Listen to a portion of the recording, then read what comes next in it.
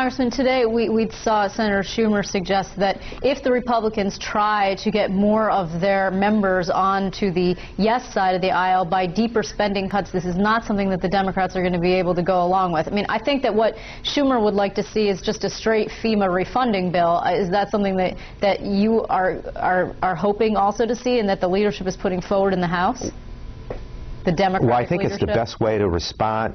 Right. It's the best way to respond, Liz, to the flood situation. A straightforward supplemental that allows not only for FEMA to be given the dollars it needs, but to address the needs of HUD, of Commerce, of the Army Corps of Engineers, of the United States Department of Agriculture. These are important agencies that all have a role to play here in the of the Schoharie Valley, the Mohawk Valley in the Capital Region, and all across the map of New York and the Northeast for that matter. And there are other regions in the country that have had different types of disasters related to Mother Nature. So this is not a time, again, to change the rules. And what you have is this cut-for-cut's sake mentality where people come here denying government, disliking government, all at a time when we have proven through these very days that government is essential here.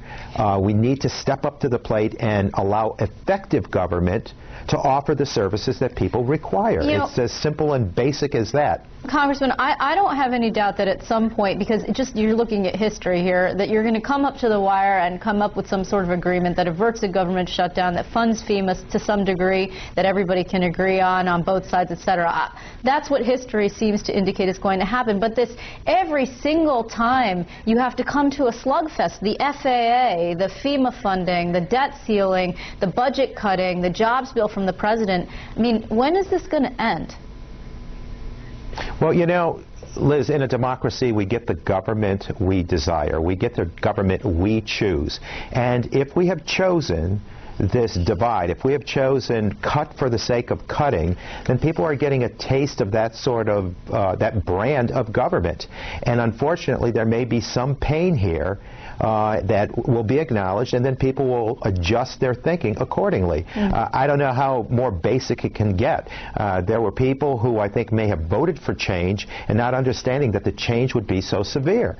I mean, I see this as a functioning sort of concept where you respond as a neighbor. If that neighbor might be a coast away, if people have suffered an earthquake or a tornado, we have always been there. We in the 21st Congressional District of 10 days suffered an earthquake, a hurricane, a tornado, and then a tropical storm. And that the ravaging of winds, of floods, of tremendous damage to our infrastructure, our businesses, our homes, our farms, our heritage infrastructure, these are vastly required programs now. And now, again, it's not the time to change government thinking, nor do I think people in the regions affected want to change thinking. They want this assistance. Yeah, and see, I don't want to sort of sound like naive about it. I understand what's going on here, but you have to ask yourself, first of all, when you list it like that, it sounds sort of like end of days-ish, which is a little scary. I didn't really realize it was all compressed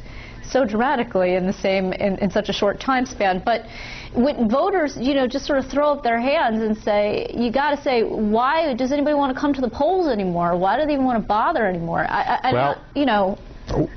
Well, because the thoughtfulness as we choose in government is required. It's absolutely essential.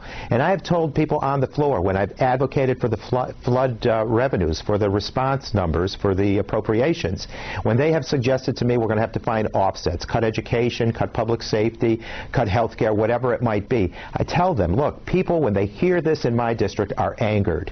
And I know the political persuasions. I know them because I've represented them for some 40 years, and people have shared their philosophy with me. But people, even with the most right thinking, the most conservative thinking, are angry when they hear that because they anticipate that good government, regardless of the philosophy or the persuasion, political persuasion, they expect that that delivery will be there. And never anticipated that such extreme measures as those we're dealing with on the House floor would ever be part of the options offered.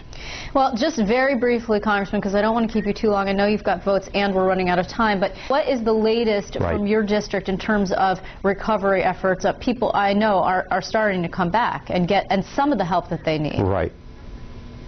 As I understand it, some 40-plus